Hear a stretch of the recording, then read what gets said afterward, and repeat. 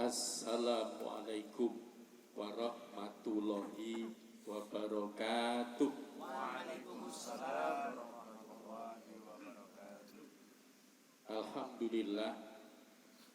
Alhamdulillahilladzi anzala sakinata fi qulubil mu'minina yazdadu imana ma'imanihim.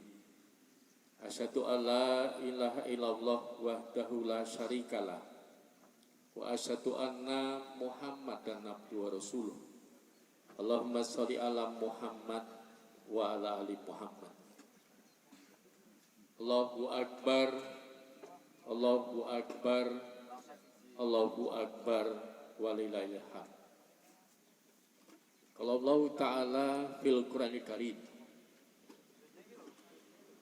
falamma balagha ma'usya'ya qala ya bunayya inni ara fil manami anni atbahuka fangdur madza tara. Qala ya batif al-matu'mar satatiduni insyaallahu minas sabirin. Qala Nabi sallallahu alaihi wasallam, innallaha tazawwazali an ummati al-khata'a wa nisyana wa mastukriu alai. Jamaah salat Idul Adha yang dirahmati Allah, sungguh hidup ini tidak ada yang kebetulan. Semua biidznillah, semua atas izin Allah. Kita bisa melaksanakan sholat Idul Adha ini semua atas izin Allah. Untuk itu mari kita selalu panjatkan puji syukur pada Allah. Alhamdulillahirabbil alamin. Semoga salam dan sholawat tetap terlimpah pada junjungan kita Nabi Agung Muhammad. Rasulullah menuntunkan kita bagaimana menjalankan kehidupan ini dengan benar. Kita bersyukur pada Allah karena semua manusia adalah ciptaan Allah. Bisa digambarkan sebagai wakil Allah di muka bumi. Bahkan manusia bisa dimaknai sebagai pangejauhan taipun Allah wonten ing alam dunya. Cerminan Allah di muka bumi atau bayangan Allah di muka bumi. Tentu bayangan semestinya melakukan sebagaimana aslinya Allah. Tentu dalam bentuk turunannya. Sungguh kita bersyukur karena kita bisa melaksanakan perintah Allah dengan sholat Idul Adha ini.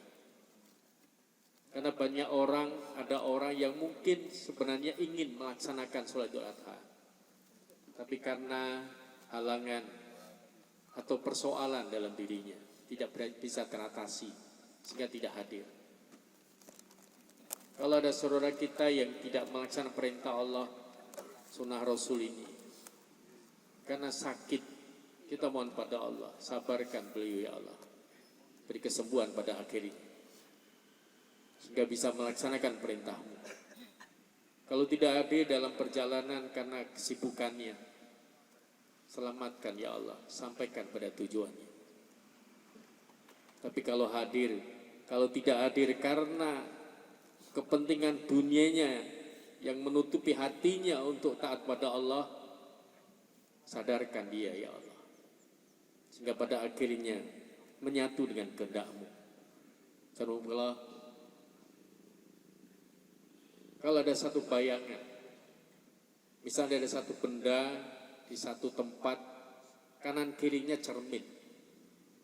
Kalau kacanya, cerminnya bening, qalbun salim, hati yang selamat, tentu akan menampilkan bentuk asli dari bayangannya yang dibayangkan.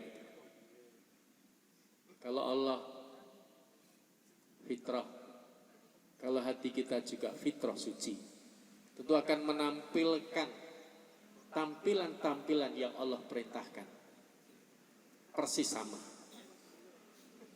Tapi kalau hatinya kotor, bayangan di dalam kaca itu tentu juga tidak jelas. Hati yang sakit, kadang baik, kadang jelek, kadang taat, kadang maksiat. Apalagi kalau cerminnya kotor, tertutup gelap, tidak ada pantulan bayangan dari benda aslinya. Kalau hati yang mati, qalbun mayit, tidak menampilkan kebaikan-kebaikan sama sekali dalam hidupnya. Kita mohon pada Allah agar Allah jadikan hati kita bersih, suci, fitrah, bahkan qalbun salim. Hati yang selamat, yang akan menampilkan apa yang Allah perintahkan. Sami'na wa ta'na. Allahu Akbar, Allahu Akbar, Allahu Akbar walillahil hamd. Alhamdulillah, peristiwa Idul Adha sungguh sangat kita fahami. Sebagai hamba dikisahkan saat itu Nabi Ibrahim, yang awalnya tentu menginginkan sebuah kehidupan yang tentram dalam keluarganya. Hadirnya seorang anak yang sangat soleh. Sebagaimana Allah firman dalam surah As-Saffat ayat 10, ayat 100 maksud saya. Rabbi habli minas solihin. Ya Allah, berikan padaku anak yang soleh. Tentu yang lahir dari dagingnya sendiri, darah dagingnya sendiri. Dari perjalanan hidup Nabi Allah Ibrahim bersama ibu Saroh, istri pertamanya. Sampai usia ibu Saroh 70-an tahun. Nabi Allah Ibrahim kira-kira 90 tahun dalam riwayat. Belum dikarunai seorang anak. Bapak Ibu bisa bayangkan, bisa rasakan. Andaikan itu kita sudah nikah beberapa tahun, 10 tahun lebih, tidak punya anak. Tentu rasanya kurang lengkap hidupnya. Karena itu yang diharapkan semua orang, semua keluarga baru diantaranya. Istri tercintanya Saroh sangat paham keinginan Nabi Ibrahim yang menginginkan seorang anak akan menjadi penerus generasinya, penerus perjuangannya, menegakkan kebenaran, tapi belum bisa melahirkan anak. Maka ibu Saroh merelakan Nabi Ibrahim supaya menikahi budaknya, Ibu Hajar. Tentu ingin berbagi, karena hakikat kehidupan bukan sekedar milikku, tetapi semua milik Allah. Atas kebaikan Ibu Saroh, Nabi Ibrahim menikahi Ibu Hajar. Akhirnya Allah firmankan, "Fabashirnahu bihulamin halim." Aku kabarkan gembira kepada Ibrahim akan lahirnya seorang anak yang halim, yang sangat sabar. Permintaan Nabi Ibrahim, minas solihin, dijawab oleh Allah yang halim, yang sangat sabar. Maka kesabaran bagian dari kesolehan. Diamatilah tentunya kedua istrinya, baik Ibu Saroh maupun Ibu Hajar. Ternyata Ibu Hajar yang mengandung, yang hamil. Tentu bersyukurlah Nabi Ibrahim. Terus diamati seakan ingin segera lahir anak yang dicita-citakan, yang sangat diharapkan dari keluarganya, dari darah dagingnya sendiri. Lahirlah Nabiullah Ismail, anak yang tampan, yang soleh, yang halim. Tentu siapapun orang menjadi senang keluarga itu. Yuzina linnas bu syahwati minan nisa wal banin alayah. Al-Imran ayat 14. Dijadikan pandangan indah pada hati manusia, kecintaan terhadap wanita-wanita, tentu juga lawan jenisnya, pria juga, dan anak-anak, harta-harta dan semua yang diinginkan itu. Kebahagiaan Nabi Ibrahim dengan lahirnya anaknya Ismail tentu sangat membanggakan, bersyukur. Tapi itu mungkin persoalan. Siapapun Ibu Saroh, seorang wanita, ada kecemburuan kali. Sisi yang lain, Allah tahu siapa yang sebenarnya yang Nabiullah Ibrahim cintai, Allah atau anaknya. Maka diperintahkanlah Nabiullah Ibrahim oleh Allah supaya memisahkan Ibu Hajar dengan Ibu Saroh, dan bahkan meninggalkan anaknya yang baru lahir Nabiullah Ibrahim Ismail dengan Ibu Saroh di Mekah yang sekarang lingkungan Masjidil Haram. Sungguh ketaatan Nabiullah Ibrahim pada Allah, sesuatu yang baru saja dicintai, dilahirkan atau diberi dengan anak Ismail itu, suruh meninggalkan. Subhanallah, bisa bayangkan ketika kita mendapatkan sesuatu yang kita cita-citakan selama ini dan kemudian diperoleh, tapi Allah minta untuk meninggalkan. Tentu bukan dalam kejelekan, meninggalkan dalam kebaikan. Betapa beratnya hatinya. Tapi ketika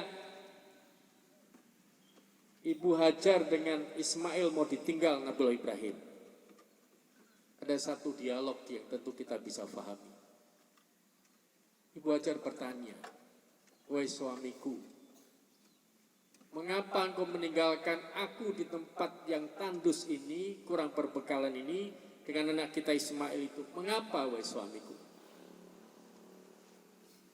Bapak bisa bayangkan, ketika seorang istri dengan terenyuhnya menyampaikan itu, mampukah kita menahannya? Tapi Nabiullah Ibrahim saat itu diam seribu bahasa. Bahkan tidak berani memandangi wajah istri dan anaknya, karena khawatir kalau kecintaannya kepada Allah terkalahkan oleh kecintaannya pada istri dan anaknya. Subhanallah, kita bisa bayangkan saat panggilan azan sholat, apa yang dilakukan? Segera menyambutnya atau masih menundanya? Nabiullah Ibrahim ketika diam tentu berpikir apa harus disampaikan. Tapi belum berucap, Ibu Hajar menyambutnya dengan pertanyaan lebih lanjut. "Wahai suamiku, apakah engkau meninggalkan aku di tempat ini karena perintah Allah?" Maka bergetarlah hati Nabiullah Ibrahim. "Ya, wahai istriku, aku melaksanakan perintah Allah." Maka dengan keikhlasan hatinya Ibu Hajar menjawab, "Berangkatlah wahai suamiku, laksanakan perintah Allah. Aku akan menjaga anak kita di sini." Dengan harapan semoga Allah pada akhirnya mengizinkan kita bertemu lagi. Dukungan seorang istri ketika seorang suami melaksanakan perintah Allah sungguh sangat menggembirakan dan menguatkan perjuangan.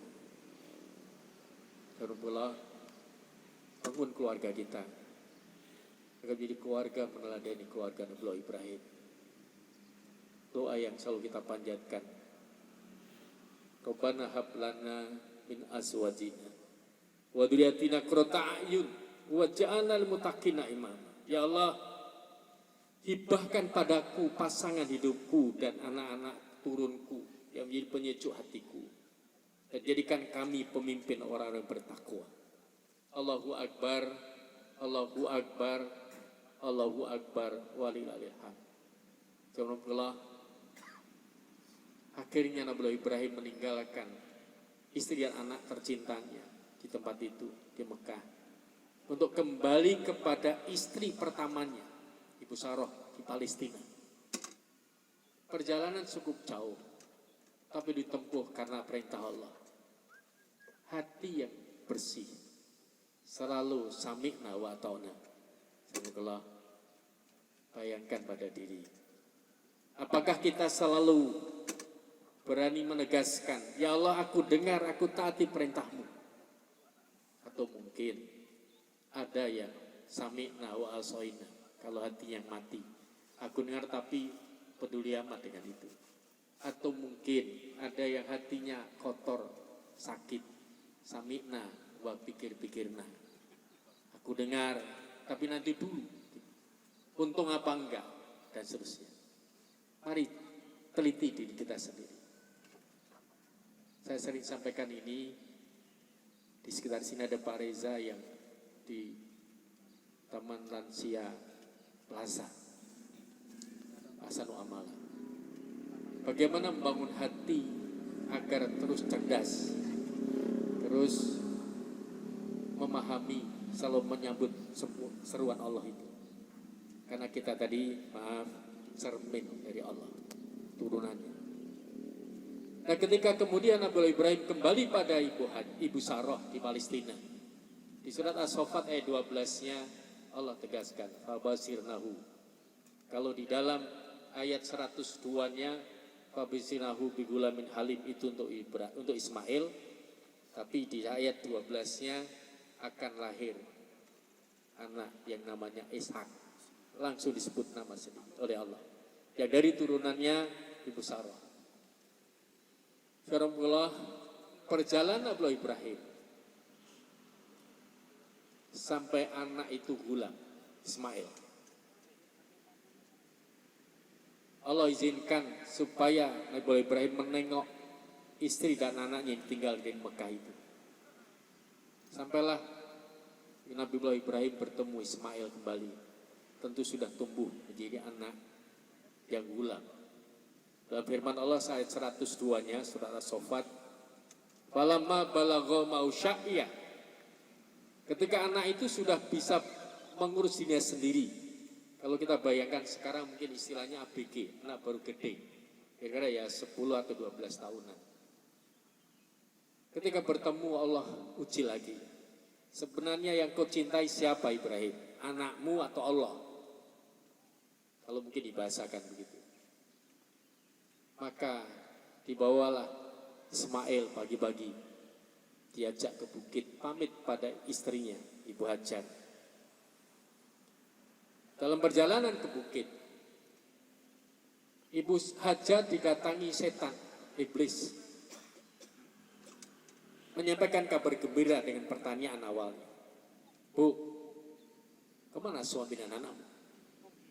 Tadi pamit ke bukit, mungkin cari kayu bakar. Tapi setan menyampaikan informasi yang benar. Bu, suamimu tidak akan mengajari anakmu mencari kayu bakar. Tetapi suamimu akan menyembelih anakmu karena perintah Allah. Itu berita yang benar. Tapi setan tetap menggoda manusia, memprovokasi. Cegahlah bu, agar tidak terjadi pertumpahan darah di muka bumi ini. Dia sedang memainkan perasaan seorang wanita. Biasanya akan terpengaruh, maka akan didatangi mungkin suami dan anak dikejar agar tidak jadi pembunuhan. Tapi Ibu Hajar, wanita yang solehah, dia jawab, biarkan suamiku melaksanakan perintah Allah, karena suamiku lebih mencintai Allah daripada dirinya, apalagi anaknya.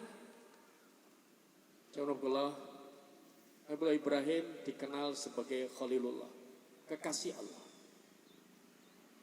Malaikat Jibril heran, ya Allah, kenapa aku jadikan Nabi Ibrahim sebagai kekasihmu, padahal dia sibuk dengan urusan binatang ternaknya dan keluarganya. Jangan heran, tentu kata Allah. Jangan lihat fisiknya, lihat hatinya. Tidak cek saja, lihat hatinya. Didatangilah Nabi Ibrahim oleh Malaikat Jibril di tengah pengembalaan binatang ternaknya. Ditanya, Ibrahim, siapa yang punya binatang ternak ini? Bayangkan, kalau kita punya rumah, motor, mobil atau apapun, ditanya, ini milik siapa? Kita bisa jawab, milikku. Tapi Nabi Ibrahim jawab, ini semua milik Allah. Malaikat Jibril minta, boleh gak aku minta seekor saja? Jangankan seekor, ambil saja. Semuanya kalau kau mau, ambil aja kalau mau. Jangankan binatang ternak yang kau minta. Kalau Allah perintahkan anakku Ismail disembelih, aku sembelih dia. Dan sungguh itu diuji oleh Allah perkataannya. Maka jadi sabdo Pendito Ratu, ucapan adalah janji kita. Kalau orang Jawa bilang ridone pakarti gumantung ing lati. Kridanipun busana kan rogo tergantung busana. Lisan kita itu pancaran hati kita. Ketika itu akhirnya Nabi Ibrahim bersama Ismail di bukit. Tentu dengan sangat hati-hati. Nabi Ibrahim menyampaikan pada anaknya, ya bunaya, ini arafil manami ani atba'uka fangdur madzataro. Wahai anakku Ismail, dalam mimpiku aku diperintahkan Allah untuk menyembelihmu. Bagaimana pendapatmu wahai anakku? Ismail dalam riwayat didatangi iblis, setan itu. Tolak nak, bapakmu bohong. Bapakmu tidak akan menyembelihmu karena perintah Allah. Nah, di sinilah setan memerankan pelin-pelannya. Besok tempe, sore deli. Tadi dibilang ke ibunya, ibu ajar, katanya sembelih karena perintah Allah. Ini dibalik dan memainkan peran main data. Nah, tolaklah. Bapakmu menyembelihmu tidak karena perintah Allah, tapi karena bapakmu tidak tanggung jawab padamu. Terbukti sudah 12-an tahun bapakmu meninggalkanmu, itu bentuk tidak tanggung jawab. Data 12-an tahun ini benar untuk memengaruhi. Insyaallah, maka hati-hati ketika kita mendapatkan informasi, mungkin benar datanya, tapi penafsirannya bisa beda. Jangan hoax. Maka harus diteliti, fatabayan, ditabayun. Nah, tetapi anak yang soleh Ismail atas didikan ibunya yang soleha, dia menjawab, ya batif al-maktumar satajuduni insya'allahu minasabirin. Ayah, lakukan ayah apa yang Allah perintahkan padamu. Kau akan mendapatiku sebagai anak yang sabar ayah. Contohnya, bagaimana mendidik anak agar bisa seperti Ismail ini? Tentu tidak semudah balik tangan. Tarbiyatul aulad, pendidikan anak harus kita lakukan. Kita bawa keluarga untuk betul-betul orientasinya akhirat, orientasi langit seakan. Wabtaghi fima ataqallahu darul akhirah. Carilah kebahagiaan di akhirat, walau kita tidak boleh meninggalkan kenikmatan dunia. Insyaallah, kalau kita bincangkan, andaikan Nabi Ibrahim langsung tanpa tanya pada Ismail langsung disembelih, sah nggak? Halal nggak? Halal. Tapi Nabi Ibrahim menggunakan pola tarbiyatul aulad, pendidikan anak. Selain orang tua itu bersikap otoritatif, otoritas keluarga pada orang tua. Sampai Rasul ingatkan, didiklah anakmu sholat usia 7 tahun, 10 tahun nggak mau sholat, pukul dia. Itu tegas, bukan marah. Karena marah nggak boleh. Tapi jangan otoritas terus, nanti jadi otoriter. Kuatkan dengan sikap demokratis. Hargai, anak juga ciptaan Allah, anak juga milik Allah. Tanya dulu, bagaimana pendapatmu anakku? Itu satu pola pendidikan yang sungguh menyenangkan hati kita. Anak-anak pun akan senang dengan itu. Ditanya dulu. Nah, ketika proses terjadi, sudah dibaringkan, falamma watalahu lil zabin, ketika anak itu sudah dibaringkan Ismail, tentu pisau tinggal digesek, sembelihlah Ismail. Tapi Allah firmankan, qad sadaqta ruqyah, Ibrahim, engkau telah benarkan mimpi dariku. Ayah Ibrahim, Allah memanggil Ibrahim, berhentilah. Nabi Ibrahim menyembelih. Maka digantikan, di sampingnya sudah ada bidhim andin, sudah ada binatang ternak yang cukup besar untuk disembelih. Maka digantikanlah Ismail, dibangunkan, kambing itu ditaruh, dibaringkan, disembelih. Saat itulah malaikat Jibril menyaksikan sesungguhnya kekuatan hati Ibrahim, kecintaannya Nabi Ibrahim kepada Allah. Maka malaikat bertakbir. Allahu Akbar, Allahu Akbar, Allahu Akbar. Disambut oleh Ibrahim. La ilaha illallah wallahu akbar. Ditutup oleh Ismail. Allahu Akbar walillahil hamd. Jazakumullah. Ini yang beri pelajaran pada kita. Kita tidak diminta oleh Allah untuk mengorbankan anak kita secara fisik. Tapi Allah minta kita untuk mengorbankan binatang sembelihan. Sampai Rasul ingatkan, kalau kau mampu berkorban, tidak mau berkorban, jangan dekati tempat sholatku. Kasarnya kalau orang Jawa bilang, minggat atau pergi dari tempat sholat, alias bahkan tidak perlu sholat sekalian. Padahal sholat bagian penegakan agama, tiangnya agama. Kalau orang tidak sholat, tentu bukan beragama Islam mestinya. Alhamdulillah, Allahu Akbar, Allahu Akbar, walillahil hamd. Ciri orang dalam keimanannya terus berupaya untuk menjadi takwa. Mari tingkatkan iman menjadi takwa. Orang takwa selalu sami'na wa ta'na. Laksanakan perintah Allah. Hikmah yang kita peroleh, satu, sandarkan hidup kita pada Allah. Apapun yang Allah perintahkan pasti baik. Insya Allah baik. Jangan menolak perintah Allah. Kita adalah bayangan Allah, cerminan Allah di muka bumi. Mestinya akan menampilkan apapun yang Allah punyai. Turunan nama-namanya ada pada kita, tinggal kita tampilkan. Satu, sadarkan pada Allah. Yang kedua, bangun keluarga yang sakinah mawaddah warahmah. Dengan cara,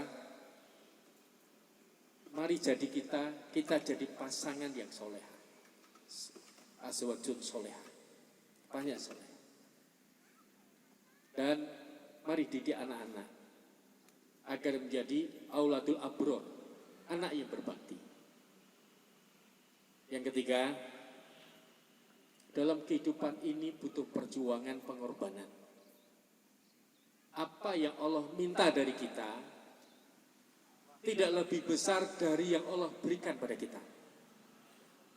Contoh zakat, hanya 2,5%. Berarti kita mendapatkan 97,5%-nya. Jangan berat hati. Insya Allah itu akan ada imbalan yang lebih. Apalagi di 10 hari pertama Zulhijjah ini, setiap amal sebagaimana pahalanya orang yang jihad fisabilillah, mati masuk surga. Terakhir, berbagilah pada yang lain. Mari, bukan daging kurban yang akan sampai pada Allah, tetapi daging kurban itu bisa memberikan, berbagi kepada sesama kita. Sehingga Rasul ingatkan, khairun nas, siapa orang baik? Orang yang bermanfaat bagi orang lain. Semoga Allah izinkan kita meneladani Nabi Ibrahim bersama keluarganya, menjadikan kita orang yang takwa, melaksanakan semua perintah Allah dan meninggalkan semua larangannya, sehingga kita bermanfaat dalam kehidupan kita. Itu mari mohon pada Allah. A'udzubillahi minasyaitonirrajim. Bismillahirrahmanirrahim. Allahumma sholli ala Muhammad wa ala Muhammad. Allahumma ighfir muslimin wal muslimat wal mu'minina wal mu'minat al ahya minhum al amwat. Rabbana dhalamna anfusana wa lam taghfir lana wa tarhamna lakunanna minal khasirin. Rabbana la tuzigh qulubana ba'da idh hadaitana wa hab lana rahmah innaka antal wahhab. Ya Allah, ya Tuhan kami semua hamba-Mu. Engkau lahirkan kami di muka bumi ini, ya Allah, agar kami menjadi hamba-Mu yang taat padamu. Maka kami pun menyatakan sami'na wa ata'na. Ya Allah, aku dengar apapun yang Kau perintahkan dan aku akan taati, ya Allah. Rabbana inana sami'na munadiya junadil iman an aminu bi rabbikum fa amana. Rabbana faghfir lana dzunubana wa kafir ana sayyatina wa tawaffana ma'al abrar. Rabbana wa atina ma wa'atana ala rusulika wa la tuhzina yaumal qiyamah innaka antal wahhab. Ya Allah, Engkau berikan pada kami gambaran keteladanan nabimu Nabiullah Ibrahim alaihissalam. Bimbing kami ya Allah, agar kami bisa meneladani ketaatannya, kecintaannya kepadamu. Ya Allah, aku hanya mencintaimu semata. Cintai kami ya Allah. Ya Allah, kami faham bahwa Engkau pasti akan memberikan ujian pada kami. Sabarkan kami dalam menghadapi ujian itu. Karena kesabaran itulah yang menjadi sarana kami untuk bisa masuk surgamu. Jauhkan kami dari permusuhan di antara kami. Jauhkan iri dengki di hati kami. Satukan hati kami ya Allah dalam memegangi Islam ini, dalam menegakkan kebenaran-Mu ini. Hingga Engkau ridho pada kami. Pada akhirnya kalau Engkau memanggil kami dalam keadaan husnul khotimah. Allahumma ini as'aluka husnul khotimah. Allahumma ini as'aluka husnul khotimah. Allahumma ini as'aluka husnul khotimah. Allahumma rizukni tobatan nasuha qoblal maut. Ya muqallibal qulub sabit qalbi ala dinik. Rabbi firli wali walidayya warhamhuma kama rabbana sighara. Rabbana hab lana min azwajina wa dzurriyyatina qurrata a'yun waj'alnal muttaqina imama. Rabbana ighfir lana wa li ikhwana sabaquna bil iman wa la taj'al fi qulubina ghillan lil ladzina amanu rabbana innaka ra'ufur rahim. Rabbana atina bil ladunka rahmatan wa hayyi lana fi amrina rasyada. Rabbana atina fid dunya hasanah wa fil akhirati hasanah wa qina adzabannar. Subhana rabbika rabbil izzati amma yasifun wa salamun alal mursalin walhamdulillahirabbil alamin. Bila bisa bilang, astagfirullah khairat. Assalamualaikum warahmatullahi wabarakatuh.